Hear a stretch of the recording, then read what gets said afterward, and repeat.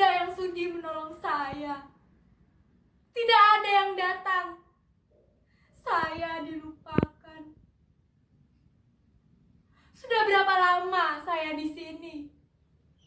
Sudah berapa lama saya disiksa macam binatang seperti ini? Saya juga tidak tahu. 4 dinding ini hanya ada 1 jendela yang tertutup. Tidak ada perabotan. Hanya ada kardus dan bantal tanpa selimut.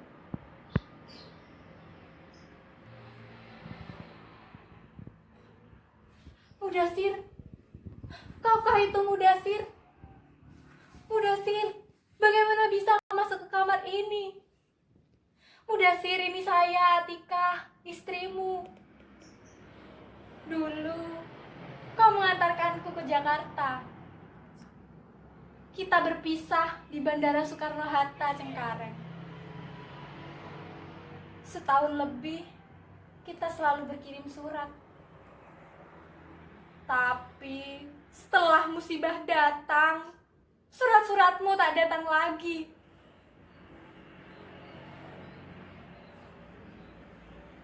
Mudasir, mengapa diam saja? Apa saya sudah tidak punya daya tarik lagi? Dulu kau bilang saya cantik. Saya tahu, saya memang cantik. Kecantikan alami, tanpa gincu dan bedak. Tapi saya tahu, setelah penyiksaan ini, wajah saya sudah tidak secantik dahulu lagi. Mungkin wajah saya sudah seperti bacaan yang busuk, bikin jijik orang yang memandang. Mudasir, kalau memang kau ada di sini, tolonglah saya, selamatkan saya dari penjara ini. Lalu kita pulang bersama-sama ke kampung. Tidak perlu melapor kepada polis Raja Diraja. Tidak guna melapor kepada Menteri Tenaga Kerja. Kita warga negara Indonesia, bukan warga negara Filipina. Mereka warga negara Filipina sangatlah beruntung. Presidennya pun masih mempedulikan nasib tenaga kerjanya, apalagi yang bekerja di mancanegara. Kita, kalau punya uang, diperas sampai habis tulang sumsum. Kalau dapat musibah, dibiarkan, pura-pura tidak tahu dan diabaikan. Mudasir, itu kenyataan. Kita ini adalah binatang penghasil devisa negara. Sebutan pahlawan itu hanyalah slogan, bukan kenyataan. Sudahlah Mudasir. Bicara tentang kekacauan penanganan TKW seperti saya ini hanya membuat dada sesak seketika. Mengapa? Karena mereka malas menanganinya. Kemarilah Mudasir. Kemarilah agar kita bisa saling menyentuh. Mudasir, mengapa hanya diam di sudut sana? Disitulah tempat saya buang air besar dan kecil. Di sini tidak ada WC dan kamar mandi. Di sini tidak ada apa-apa. Lihatlah, sekujur tubuh saya ini. Saya telah menjadi bulan-bulanan mereka. Saya disiksa habis-habisan. Mereka menyiksa saya menggunakan tangan, kepalan, tongkat besi, hingga setrikaan. Saya tersiksa, Mudasir, tersiksa. Saya berteriak, menangis dan bertanya, apa salah saya? Jawaban mereka hanyalah geraman dan teriakan pula. Lalu saya dipukuli lagi bertubi-tubi. Saya berteriak, apa salah saya? Kamu idon bangsat, bajingan, pencuri, maling, dan tidak tahu diri. Hanya teriakan itu yang saya dengar.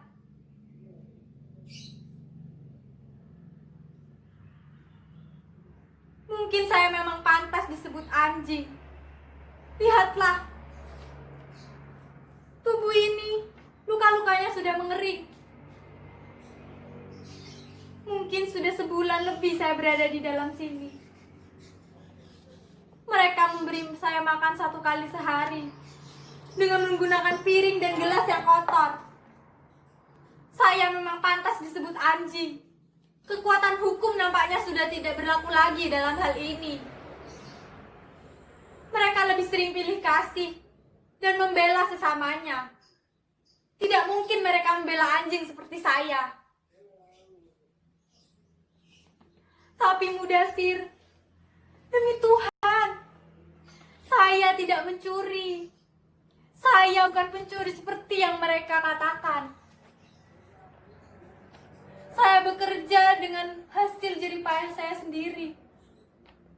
Setiap hari saya bangun pagi sebelum subuh, lalu mengerjakan semua pekerjaan rumah.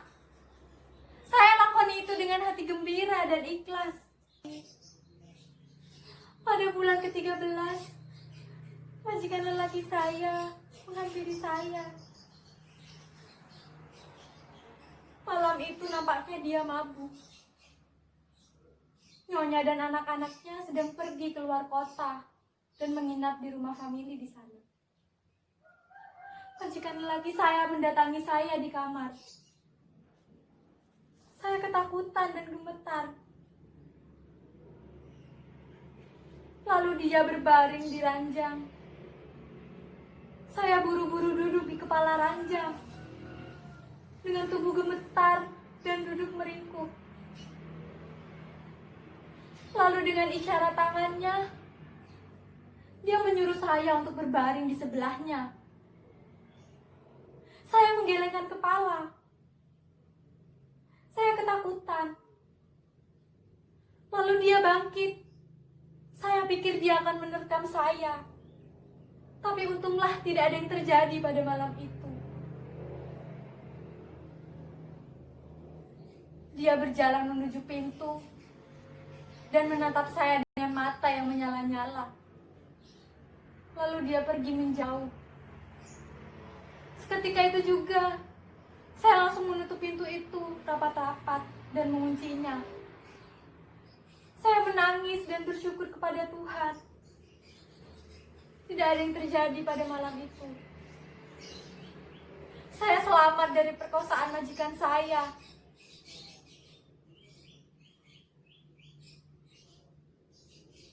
Mudasir, barangkali itulah yang membuat saya disiksa seperti ini. Saya menolak majikan saya. Saya menolak hajat majikan saya. Siksaan itu memang tidak langsung datang sesegera mungkin.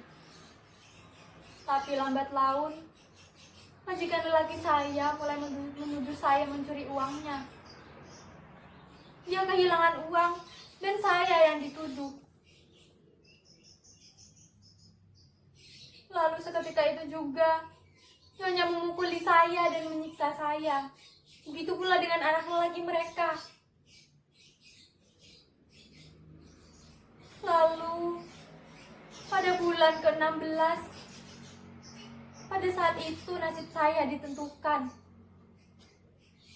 Anak lelaki majikan saya juga kehilangan uang. Begitu pula anak perempuan mereka. Majikan lelaki saya juga mengeluh kehilangan uang. Kali ini dalam jumlah yang banyak. Sayalah yang dikambing hitamkan. Saya yang dituduh mencuri semua uang itu. Demi Tuhan Mudasir, saya bukan pencuri. Saya tidak pernah mencuri. Ajaran agama selalu menjadi pegangan saya. Saya tidak berani melanggar aturan Tuhan. Saya takut akan hukuman akhirat. Saya dipukuli lagi bertubi-tubi. Saya berteriak kesakitan. Tapi saya hanya diam saja, tidak membela. Saya tidak mau dikatakan sebagai pencuri. Saya tidak sudi mengakuinya, karena saya bukan pencuri.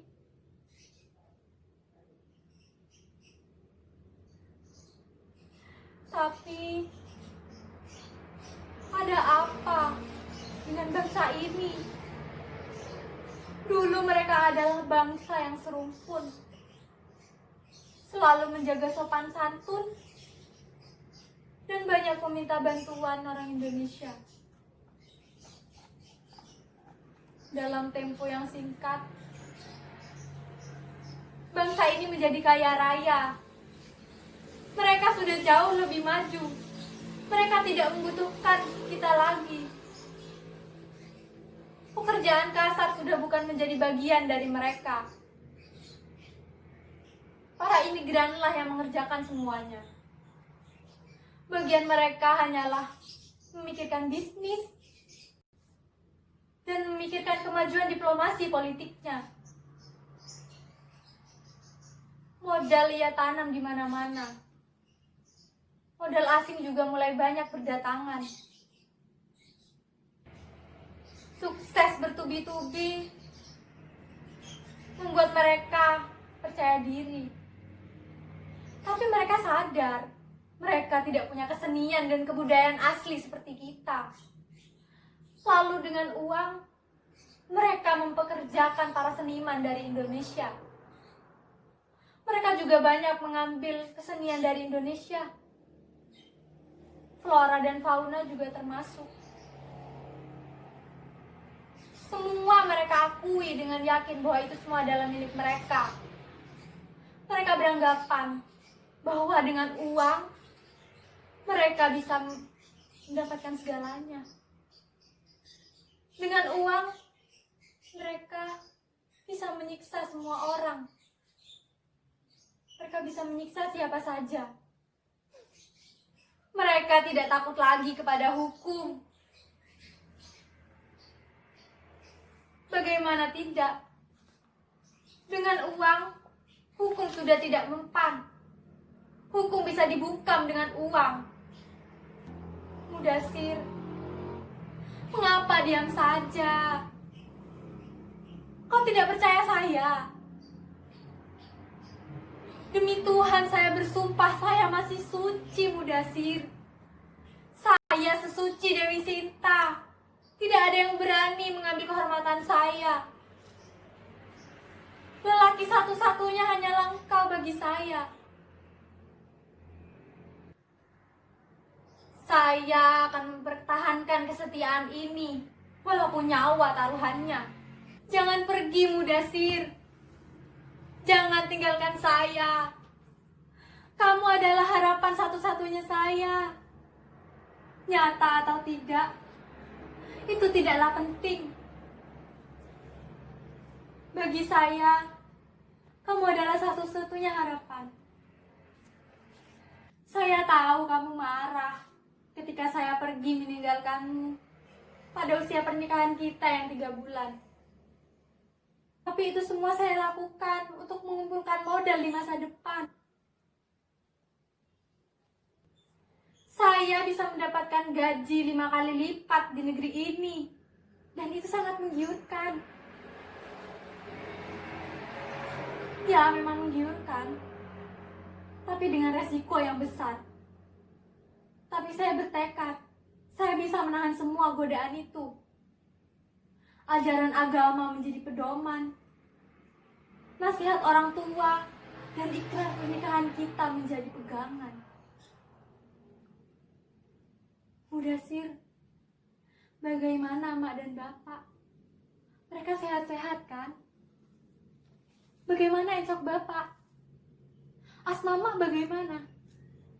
Tempo hari, saya sudah mengirimkan uang untuk pengobatan mereka. Mereka pasti sehat-sehat saja.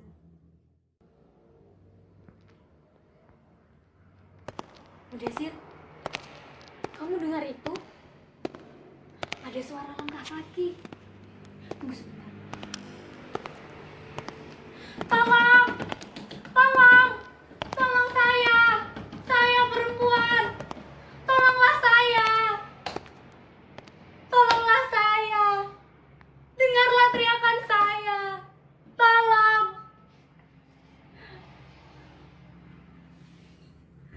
Tidak ada yang sudi menolong saya, tidak ada yang datang, saya dilupakan.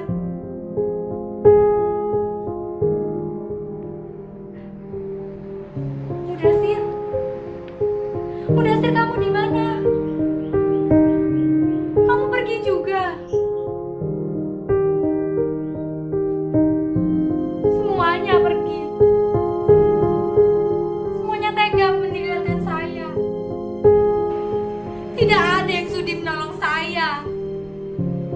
Tidak ada harapan lagi. Bahkan suami saya sendiri tega meninggalkan saya. Kalau memang saya harus mati, saya rela mati. Tapi semua orang wajib tahu tentang peristiwa yang saya alami ini. Kepada siapapun yang mau mendengarkan, saya akan menceritakannya. Saya tidak rela mati tanpa orang tahu apa yang sebenarnya terjadi pada saya.